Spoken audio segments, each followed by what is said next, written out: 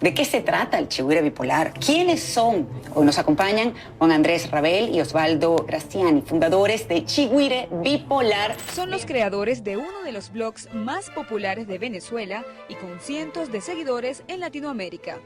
Bajo el nombre de una especie de la fauna venezolana, este sitio en internet presenta informaciones de una manera peculiar.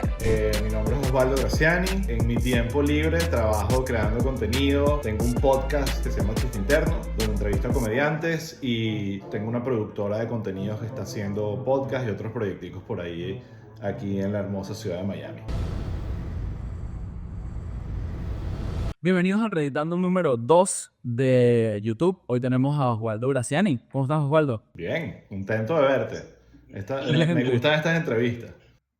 Ok, me gustaría, ahí sé que es como medio cliché, pero que te presentaras un poco y yo voy como presentándote un poco más y hablando de cosas específicas que son de full importancia. Bueno, perfecto. Mi nombre es Osvaldo Graziani. Soy papá sobre todas las cosas y en mi tiempo libre trabajo creando contenido. Tengo un podcast ahorita que me tiene muy feliz, que se llama Chiste Interno, donde entrevisto a comediantes, y además de eso tengo una productora de contenidos que está haciendo podcast y otros proyecticos por ahí, aquí en la hermosa ciudad de Miami. Perfecto. Una de las cosas por las que me gustaría arrancar la entrevista es que justo en estos días, que fue el impulso de querer retomar el proyecto, me encontré un video tuyo en la época de Nuevas Bandas. Oh, sí. Que sí, lo cometí todo porque fue como, wow, qué loco. O sea, para mí fue como súper impactante porque obviamente ya de cierto momento para acá soy como un stalker tuyo, me encanta como todo lo que estás haciendo y todo lo que has hecho, pero verte en ese punto fue demasiado motivador porque es como, ok, aquí hubo un inicio y me gustaría un poco que habláramos de cómo de la universidad comenzaste a producir Nuevas Bandas como tal. Wow, sí, y sí, ese video me llegó bastante, empezó a rodar por ahí de repente y mucha gente me lo pasó, y fue fino ver y recordar esa época con mucho cariño y mucha nostalgia.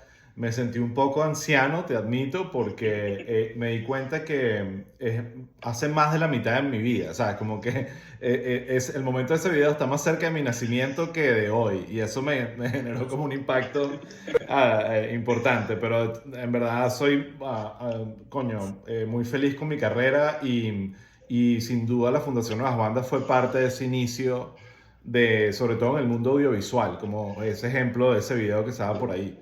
Ese video, para explicarle a la gente, es parte de un proyecto que hizo la Fundación Nuevas Bandas con Puma TV, que se llamaba Nuevas Bandas TV.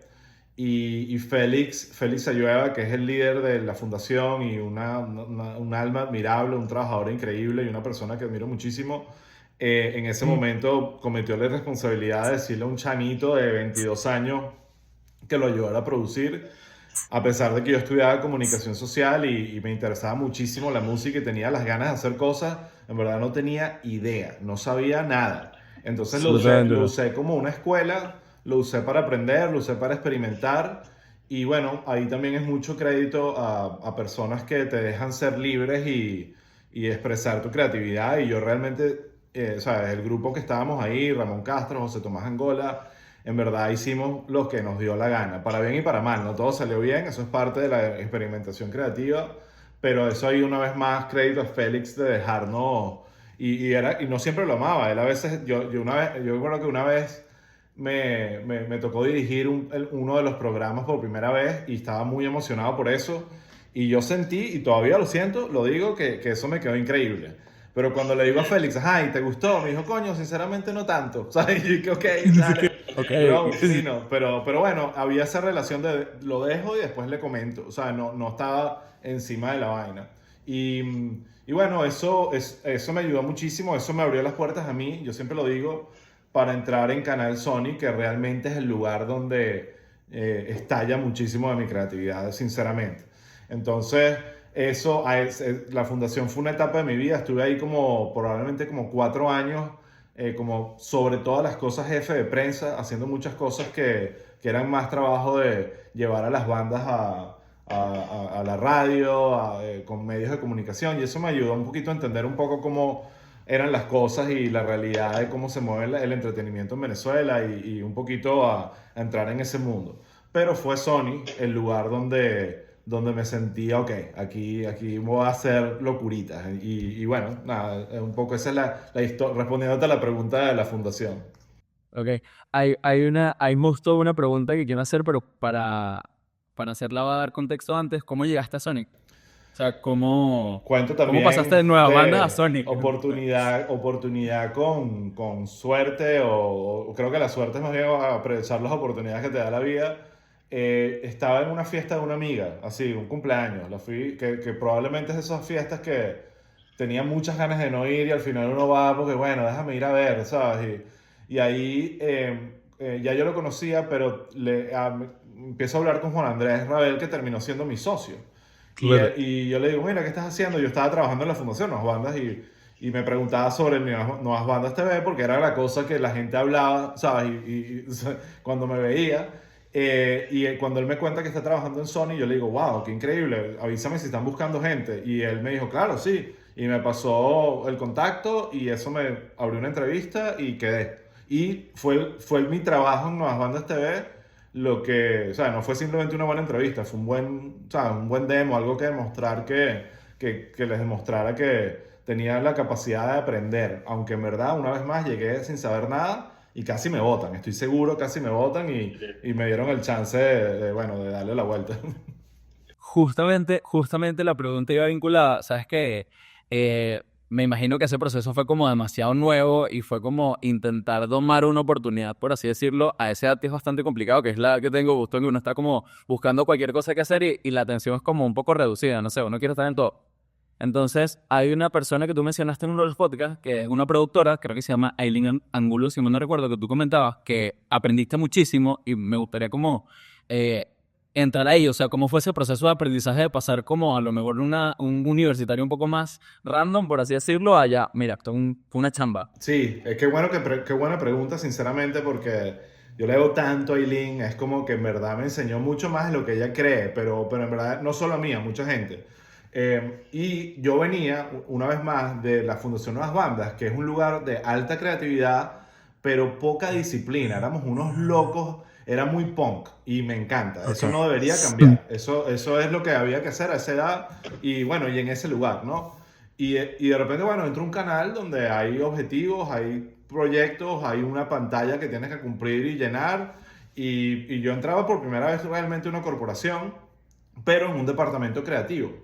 Y cuando yo entro, ojo, una cosa muy importante, yo pensaba o yo quería en ese momento ser creativo de una agencia de publicidad. Ese era el camino más coherente para alguien que le gustaba la creatividad de hacer dinero. O sea, esa idea de escribir contenidos originales y tal, era realmente, por lo menos en mi órbita, no existía nada similar. Era ganar premios en festivales de publicidad y eso, exacto, un Cannes y creerte que eres el más arrecho. Y ojo, todavía respeto mucho esa profesión e hice muchas cosas, incluso sigo haciendo cosas que están en esa área, pero obviamente mucho más, la pasión del contenido original es mucho más atractiva al final, ¿no? Si tienes los recursos.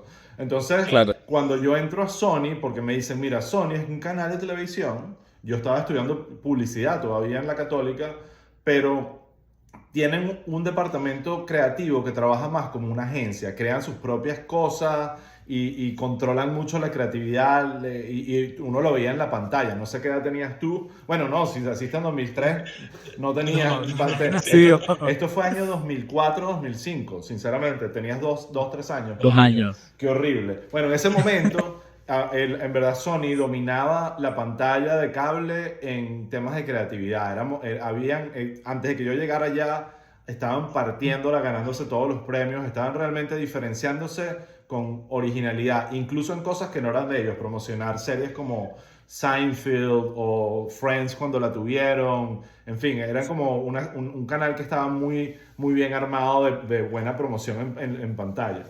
Entonces, cuando tú entras ahí, Aileen lo que me enseña y el gran aprendizaje que yo sigo aplicando en mi manera de pensar y en la manera como trato de armar a los equipos que sigo armando, porque ese se ha convertido como un poquito mi trabajo, es de productores creativos integrales. No existe un copywriter que solo escribe un guión y te lo entrega y se olvida de la vaina, y así funcionaban las agencias, como aquí están los creativos, aquí están los diseñadores, después ese ad lo dirige a alguien y lo manipula y lo cambia y todo pierde como que control en el proceso y es otra manera de hacer las cosas, ¿no? Sí. Entonces, Que lamento decirte, todavía es así. claro, y ojo, Sí. tiene sentido también, sobre todo cuando tienes una cadena de producción y objetivos que cumplir. Para ciertas cosas entiendo que tiene sentido, pero, pero ellos no lo querían hacer así. Entonces una de las primeras cosas que me enseñan a mí en Sony es a editar, porque mi equipo de trabajo todos editaban y yo no sabía editar. Yo lo que sabía era dirigir a un editor, que me ayudó mucho, porque ya yo sabía el lenguaje, La ¿no? Y dinámica. podía Ok. entender, pero me dijeron, tú no editas. No, yo tenía a alguien que yo le decía, quita esto, pon esto, páralo aquí, ¿sabes? Esa era mi manera de trabajar cuando estábamos para Puma. Y ahí, bueno, aquí tienes un profesor, tum, y me pusieron a editar, aprendí a editar, no fue lo que más me gustó hacer, apenas me fui de Sony, dejé de editar, pero me fui con mi criterio afilado de cómo manejar un editor, entendiendo el valor de su tiempo, cuánto duran las cosas, ¿entiendes? Cuando aprendes el trabajo, lo que cuesta el trabajo de otros, se hace mucho más fácil trabajar con esas personas, así de sencillo. Claro, Entonces, totalmente. esa visión de productor integral y de empujarte a sacar lo mejor de ti, a que hubiese sana competencia creativa, cada vez que había una campaña y había un presupuesto para una campaña importante, era la mejor idea gana. Y yo, antes de batear unos Grand Slams, perdí muchísimas batallas, ¿entiendes? Era como que, y al principio, te digo, o sea, no sé si casi me votan, pero eso fue lo que me hicieron sentir. Es como que te cuesta al principio arrancar, entender cómo es la vaina, cuál es el ritmo, y cuando ya pegas la primera te vas dando cuenta. Y literalmente había como un ranking, ¿no? Ok, empiezas con las series chimbas que nadie ve, Claro. desechables, pero si vas bien, te terminamos dando las series más exitosas, ¿sabes? Desperate Housewives y las vainas que eran famosas en esa época, no me acuerdo. Entonces, eso fue muy fino y ahí mi carrera como que agarró un sentido de amar más la televisión, los contenidos originales. Y después todo se vino a la mierda cuando llega YouTube y el televisión por cable muere, pero nosotros supimos como que hacer esa transición casi que por error. Entonces, ese tiempo en Sony fue corto, pero nos catapultó para poder empezar a realmente producir contenido original de calidad. Claro, que justamente, que cool que está yendo por aquí, porque justamente una de las cosas que a mí me llamaba poderosamente la atención en una de las entrevistas es que se da el chance de nada que ver. Y por según lo que entendí en la entrevista, les dan a ustedes como equipo una cantidad importante de dinero y cómo a esa edad supieron cómo manejar todo y que no se les diluyera todo, no sé, o sea, cómo tuvieron esa visión, porque siento que a cualquiera con veintitantos te dan una cantidad importante, es como, bueno, una forruna nueva, algo así, no sé. Bueno, no hubo Forerunner. Creo que la mejor manera, lo hicieron perfecto, la mejor manera de darnos mucho dinero fue no dándonos mucho dinero. Y te explico lo que pasó. O sea, le dieron mucho dinero al proyecto que nosotros quisimos hacer. Pero el dinero no nos lo dieron a nosotros, sino que nos pagaron a nosotros por escribirlo, ser los showrunners, que es un término que aprendimos entendiendo que el showrunner es un poco el que dice lo escribo, lo llevo, lo pienso, lo edito, todo, ¿sabes? Como que me encargo de que la vaina salga Claro. bien. Y eso realmente es el trabajo que ocupa más tiempo. Y bueno, los créditos como creadores, ¿no? Y los derechos de esos créditos que obviamente quedan para nosotros para siempre. Entonces fue un proyecto que sí costó mucho dinero, pero ellos supieron administrarlo directamente con los proveedores que nosotros les pedíamos trabajar y que nos ayudaron. Sony fue un productor, Aileen justamente fue una productora que nos ayudó a ir de la mano con esto y con los proveedores, y iban con nosotros a Argentina a reunirse con los animadores, y fue definitivamente un proyecto en conjunto donde nosotros fuimos obviamente una parte clave. Qué brutal, qué cool. De este punto, bueno, vamos a hablar de un tema completamente diferente. Hay una cosa que a mí me apasiona muchísimo, que es el tema de Plop en general, por la cantidad de talento que pasó por allí, que exportó, que sigue ahorita súper vigente. Pero hay una cosa que quería preguntarte, que fue cómo fue la gestión para hacer proyectos a nivel de YouTube y cómo fue como esta estructuración, porque no, en ese momento no había nada, o sea, YouTube estaba súper nuevo, hay cosas todavía demasiado icónicas de esa época que a día de hoy en mi generación, por ejemplo, la sigue viendo y le sigue dando demasiada risa y estoy seguro que ni saben de dónde viene, o sea, cómo fue el proceso de construcción de eso y de, mira, es por aquí. Bueno, creo que fuimos un poco víctimas del momento que estaba pasando el mundo, ¿sabes? Como que esa transición de realmente de televisión a internet como modelo de consumo de contenido no empezó cuando llegó internet. Eso empezó a mediados de los 2000 cuando llegaron las redes sociales. Y ese cambio nos determinó muchas cosas y justamente nuestros proyectos, nuestros éxitos y nuestros fracasos están muy determinados por eso. Nosotros, como te cuento, nacimos un canal de televisión por cable. Ese era el internet de los 90, la televisión por cable. Y creímos que eso iba a continuar, o ese era el plan, pues, y estudiamos una carrera pensando que eso eran los proyectos. Nosotros veíamos, era late shows, y Colbert, y Jon Stewart, y puras cosas que eran televisión. No estábamos viendo el teléfono, queríamos ver una pantalla más grande en un sofá o en una cama o lo que sea. Entonces era un poco la visión. Cuando sucede nada que ver, por razones diversas, el proyecto no termina de agarrar vuelo y solo hacemos una temporada, pero sabemos que había éxito. Y esa información nos las dio YouTube. Naciendo, la gente montaba los clips y nosotros los veíamos y miles y millones de views, una locura, y eran puros videos montados por los fans, porque en un principio YouTube era esa vaina, era gente montando vainas, por eso se llama YouTube, era como tú monta tu vaina, o sea, ese era el concepto original. Ahorita se transformó en un imperio, pero en ese momento era tan simple como una paginita bien miserable que montaba videos cualquiera. Y nosotros ahí vimos, verga, aquí hay chances de hacer algo, y así nace Isla. O sea, y Isla Presidencial es un primer proyecto, es como uno de los primeros proyectos de YouTube, sinceramente, no solo creo que en Latinoamérica, sino del mundo. Digo, el proyecto de contenido pensado y producido con un estándar de calidad más parecido a la televisión. Y la verdad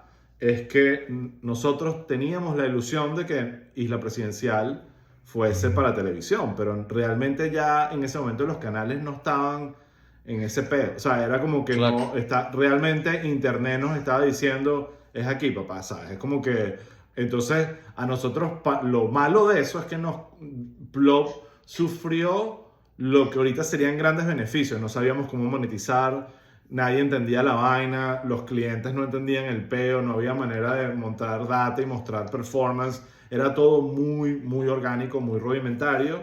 Y bueno, nos tocó hacerlo porque la audiencia estaba ahí, pero todavía el dinero no estaba. Fue más con el mostacho y otras cosas que hicimos después donde esas cosas empezaron a rodar mejor. Pero eso sí fue algo que ser pionero usualmente no es igual a ser el millonario que querías, ¿no? Entonces Claro. fue un poco eso lo que nos pasó a nosotros y brutal, pues, ¿sabes?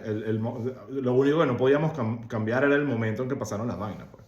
Claro. Que impresionante, por cierto, una de las primeras, la primera, seguramente que vi en muy pequeño fue ahí la presidencial. O Claro. sea, fueron carcajadas y era como, no entendía qué estaba pasando, sabía que era como algo político y que estaba ahí el presidente actual, pero me reía muchísimo y ni siquiera entendía el contexto como tal. Recuerdo mucho Sí, como y eso pasó mucho. O sea, una de las cosas que salió sin querer de ese proyecto fue lo mucho que pegó en los niños. O sea, nosotros tenemos cuentos de llegar una vez fuimos a Maracaibo, Juan Andrés y yo, a una gira de un tema de creatividad y tal. Y cuando llegamos, había como una fiesta infantil en el hotel donde estábamos, o algo así. Y un papá se nos acerca y nos dice, mira, estos chamos quieren conocer a los de Isla Presidencial.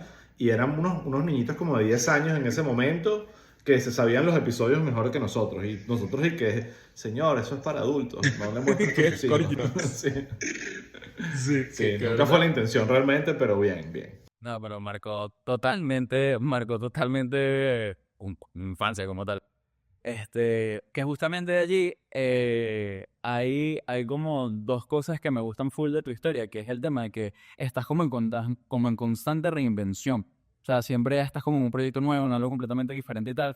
Y generalmente cuando uno está como comenzando, cuando uno está viendo qué ver, uno actualmente ve mucho la frase de tienes que reinventarte.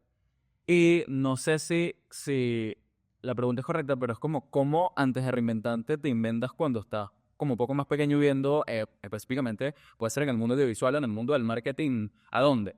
O cómo fue tu experiencia, mejor dicho, ¿De qué? De reinventarme. de inventarte como tal, o sea, ¿sabes qué? Puede ser que a lo mejor no existía, perdón, no existía ni tan tarde, perdón, no existía nada que ver y fue como, terminaste haciendo eso, ¿cómo es como el proceso de llegar a, ¿sabes? Yo creo que puedo hacer eso.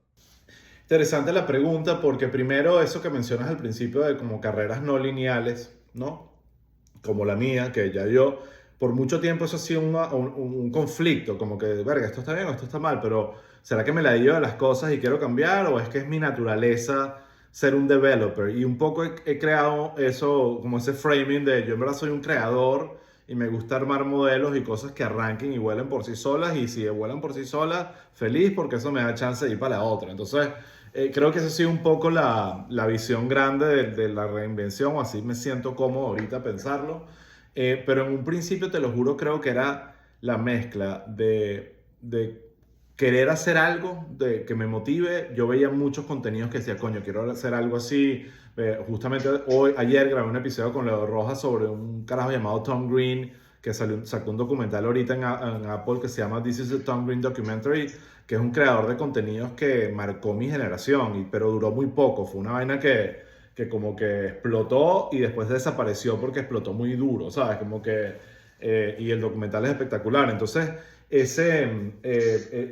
yo consumía muchas cosas que quería hacer y estaba estudiando una carrera como comunicación social donde te invitaba a la creación, a la oportunidad, a los medios de comunicación para hacer vaina.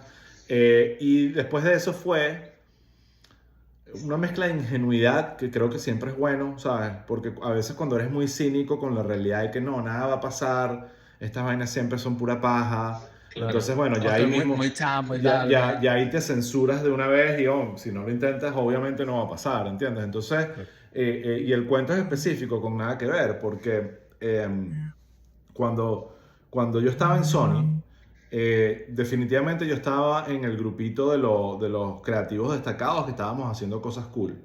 Pero el llamado a crear contenido originales para Sony fue a todo el equipo de trabajo de Sony, a todos los creativos. Hubo mucha gente que se le dijo, estamos buscando proyectos, queremos hacer cosas. Y la realidad es que eso había pasado antes sin éxito, ¿no? Porque a veces uno tiene intenciones de hacer cosas, pero eso no había pasado. Yo tuve la suerte de que a mí no me había pasado. Yo era relativamente nuevo y yo me emocioné y dije, verga, quiero crear algo. Y ahí fue que me puse con Juan Andrés y con Aileen a pensar, coño, una serie animada y tal, como unos carajitos jugando, o sea, sin tener idea realmente de lo que el peo que nos estábamos metiendo. Pero esa hambre y esas ganas de hacer algo y mandar el mail y diciendo, mira, aquí está nuestra vaina, y el gerente general vio y que, verga, esto está medio cómico, venga, vamos a hablarlo, y esa conversación, verga, marico, pasó, ¿sabes? Entonces, eso de coño, sí, lo más probable es que no hubiese pasado, y a mucha gente que lo intentó no le pasó nada. Pero, coño, lo intentaron, ¿sabes? Y eso ya te pone en el shortlist, bueno, así de sencillo. Hay un cuento que no es mío, mucho más adinerado, pero la creadora de Spandex, que es una marca como de ropa femenina aquí en Estados Unidos, ha hecho un cuento relativamente similar que ella estaba pelando bola, no tenía dinero, vivía en su carro, un cuento así súper dramático gringo. Y tenía esta idea que quería desarrollar y ella dice, verga, esta vaina en Neiman Marcus, que es una tienda por departamentos grandísima, sería un palo.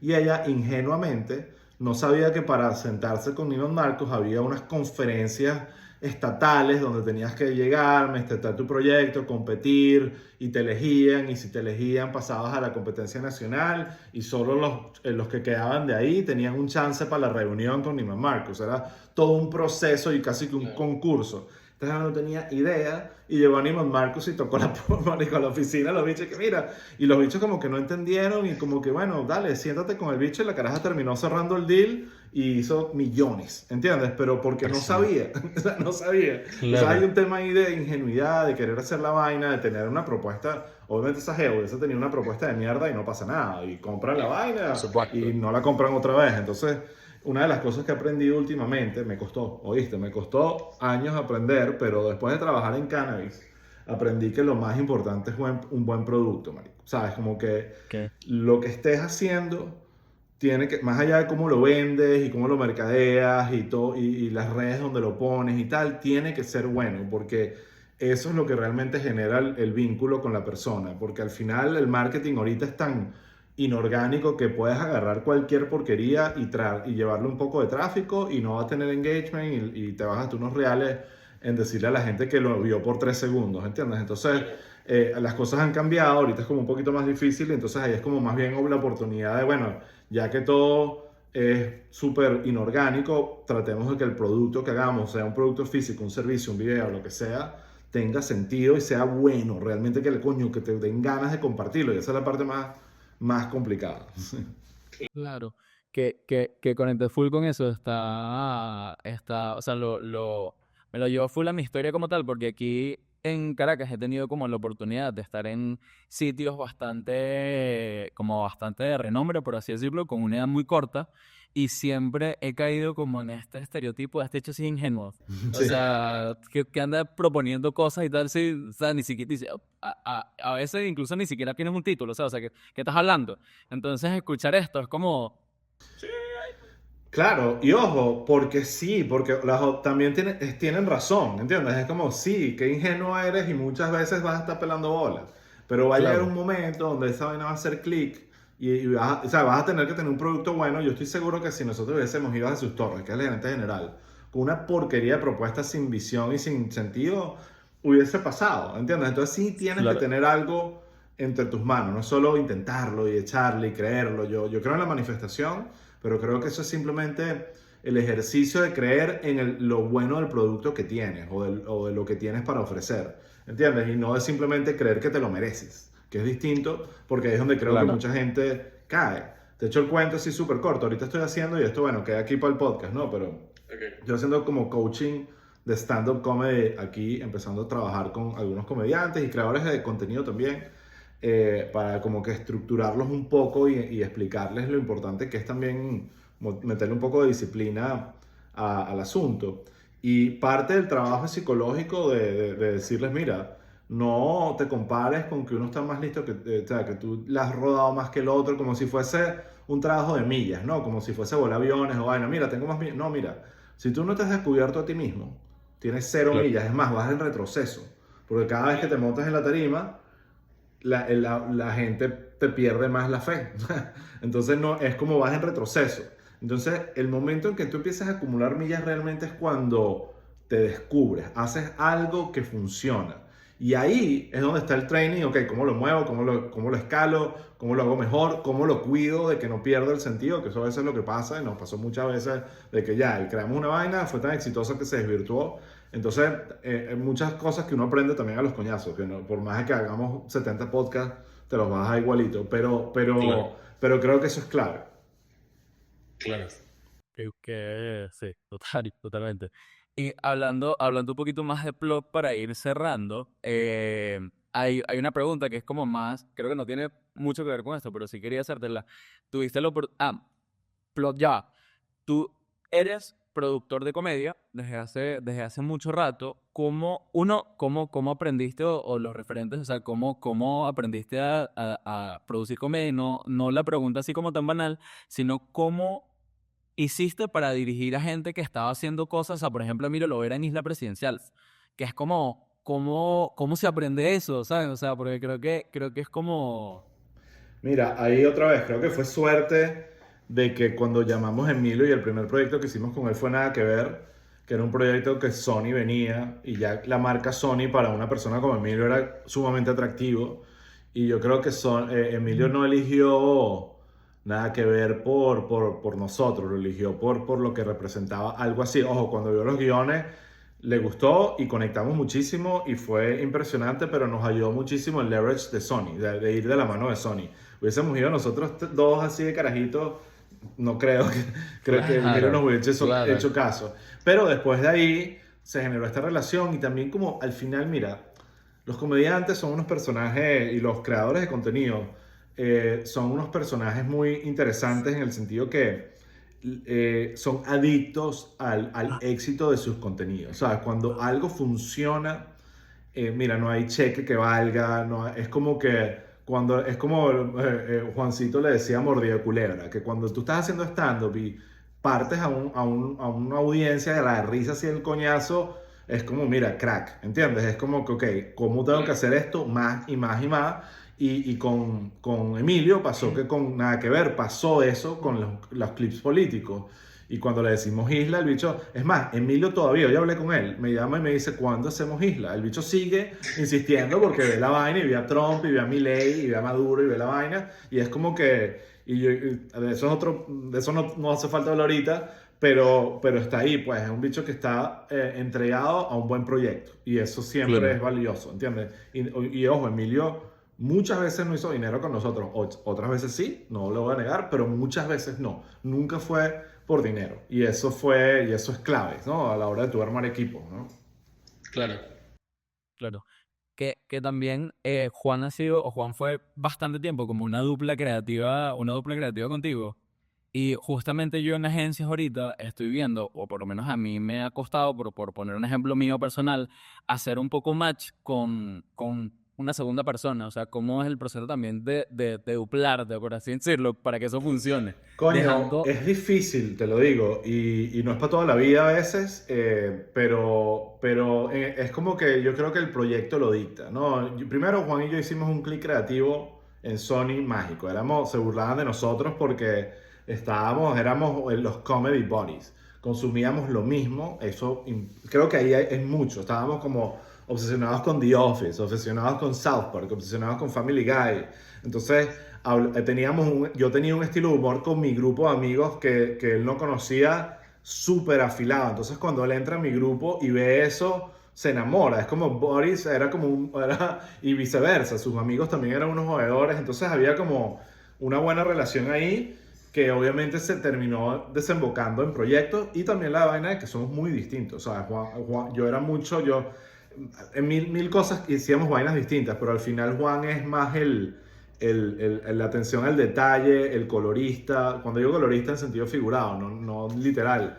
Y yo soy Claro. más el que arma el canvas, estructura, el que arma el proyecto y ve la visión completa de una historia y trata como de crear el big picture, como se dice, ¿no? Entonces, hacíamos un buen match y también la capacidad de nosotros entender que como productores de comedia y no comediantes, donde el ego va primero, el comediante siempre mi ego va primero y el productor de comedia es, yo digo, es más como Daft Punk, ¿sabes? La banda esta que son con casco, que es como, tú Claro. no sabes quiénes son, pero están haciendo algo bien de pinga. Nosotros éramos un poco así.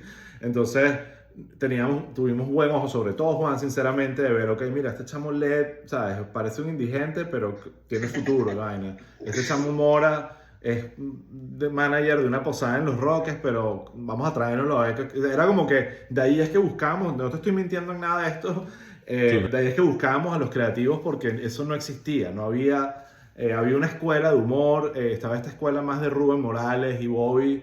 A Bobby lo usamos, pero nosotros estábamos como un poquito más ponquetos, queríamos dar más coñazo buscar Claro. más pelea, y cada comediante tiene su estilo, ¿no? Nosotros ahí estábamos un poquito más rebeldes sin causa.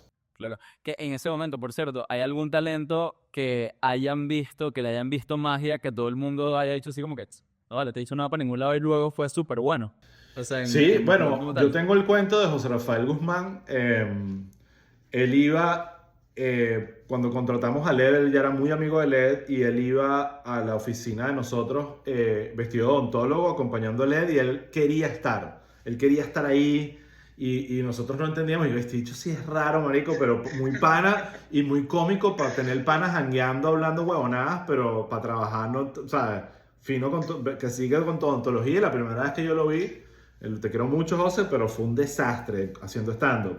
Y él cae por casualidad parado en hacer Mi País Tu País porque George Harris tuvo que emigrar de un solo coñazo. Si no, Claro. esa oportunidad por lo menos en ese momento no lo hubiese tenido. Y mira, cuando yo lo veo en Mi País Tu País, yo dije, espera, ¿qué pasó? Este bicho se transformó y bueno, lo trabajó, se enserió de vaina y ahorita es, marico, de los mejores, ¿entiendes? Entonces, Que, ese es un caso de alguien que no, o sea, cuando lo vi la primera vez no aposté mucho por él. claro. Sí. No, está súper interesante ya. Como para ir cerrando, Justamente este espacio, lo que te comentaba un al principio, es como para crear un espacio para que las personas que son contemporáneas conmigo, incluso tienen un poco más de edad, vean como que, mira, por aquí puede haber un camino y no necesariamente estoy fracasado, y generalmente uno termina con, me gusta terminarlo con un consejo, no sé, ¿qué te gustaría como decirle a la juventud? Como el Prieto, Mauricio, el Prieto no. Bueno, déjame pensar. O sea, he dicho muchas cosas que creo que califican como consejos. Tal cual, sí. Creo que definitivamente creer en tu producto, no creer que te lo mereces. Esa vaina siempre es como ya me toca a mí, ya es mi turno. Aquí no hay, ¿sabes? No hay como un tema de meritocracia. Lamentablemente en el tema del entretenimiento y de generar tráfico y conexión con la gente, es el contenido. Y a veces, no sé, un niñito de 5 años hace un video y es más viral que el tipo que ha tratado toda su vida de hacer la vaina viral. Entonces Es legal, hay sí. que tener mucho, entender eso, ser tú mismo, la autenticidad es clave.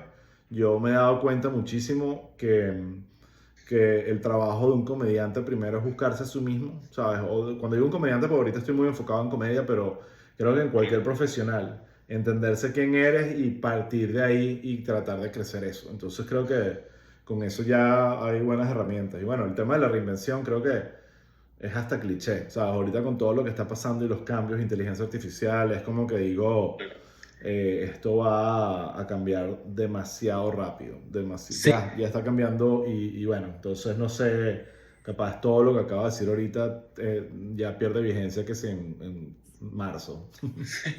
Que justamente, ahora sí, cerrando, me acordaste de algo que sí te quería decir. Yo tuve la oportunidad de trabajar en un proyecto que fue súper exitoso aquí en Venezuela, fue uno de los shows como más exitosos.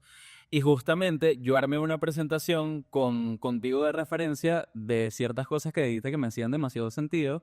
Y me llamó súper la atención que yo siento que cuando un creativo se va haciendo más maduro, por así decirlo, tiene muy en claro como que lo que hizo funciona y no está abierto como a evolucionar con el mundo, por así decirlo. Totalmente. Y sí, quería cómo lo haces, en el sentido de que tu producto actual es súper vigente, y es súper vigente fresco, súper vigente. Bueno, sabes que se presta a debate. Qué bueno que lo dices porque dentro de mi equipo, yo tengo un equipo de trabajo que les mando un abrazo a todos, desde Adrián, a Catherine, Pedrito, Rixi, Jam, Ixa, Michelangelo. O sea, en verdad al final hemos armado un equipo de gente que nos ayuda en detalles como escribir texto, diseño, los clips en redes. Yo, por ejemplo, el tema de redes entendí que es un lenguaje distinto que yo no domino y tengo a Rixi, ¿no? Entonces, Claro. uno de los temas que con Rixi, que le tengo demasiado cariño, me mandó un clip increíble, o sea, una vaina espectacular de Joanna Hausman, pero una vaina que se fajó de verdad días en hacerlo, consiguió clips de todos lados y hizo una vaina espectacular. Y él me sugiere, creo que con esto, en vez de hacer un intro normal de una parte del episodio, arrancan con esto, que esto le va a generar views y me lanzó todo una cátedra de youtuber, ¿sabes? De cómo eso va a generar más engagement, ¿no? Y yo veo la vaina y la amo y digo, brutal, pero esto no es chiste interno. Y yo no quiero que chiste interno es 100% original. Ahí hay un montón de clips que están agarrados de lugares y vainas. Y eso de repente en redes tiene sentido, pero siento que le resta al high-end quality del producto madre que es el podcast. Entonces se lo reboté. Y él, ojo, capaz a él no le gustó la vaina y yo dije, usémoslo en redes. No es que estoy diciendo que no, pero en el podcast lo quiero clean, este es mi peo, esta es mi visión y yo creo que ahí está, bueno, ahí es donde pone el creativo y la persona que lleva el control de eso, la raya. Y sí, muchas veces, ¿sabes? Los cineastas, tú le dices a Scorsese que vas a hacer la vaina en 4K HD y vaina y te patea la cara, ¿entiendes? ¿Sabes? Como que yo lo critico mucho, por lo menos Howard Stern, que es un tipo que yo amo, está chocho, odia los podcasts, que la radio es lo mejor y que verga, ojalá yo no llegue a ese nivel, pero entiendo, bueno, el tema generacional, hay que mantenerse al tanto, pero también entender a dónde estás tú y a quién le estás hablando, ¿no?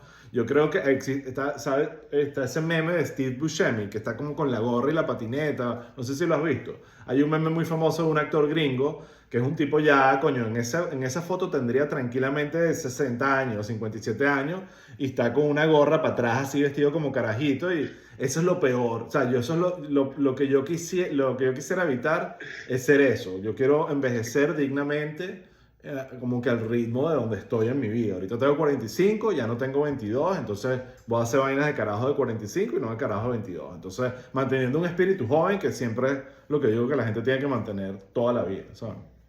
Qué verdad. Bueno, eso es literalmente el final. No sé si dicen tus redes, o sea, igual van a estar por ahí indax. Bueno, ponlas ahí, Osvaldo Graciani en Instagram, aunque se lo uso mucho para temas personales, no se emocionen tanto. Vayan a Chiste Interno, en chisteinterno.com está todo. Y ahí van a poder seguirnos y ver y a suscribirse al newsletter que es gratis y ver los episodios y nada, los vemos por allá. Vale. Suscríbanse. Y aquí se corta.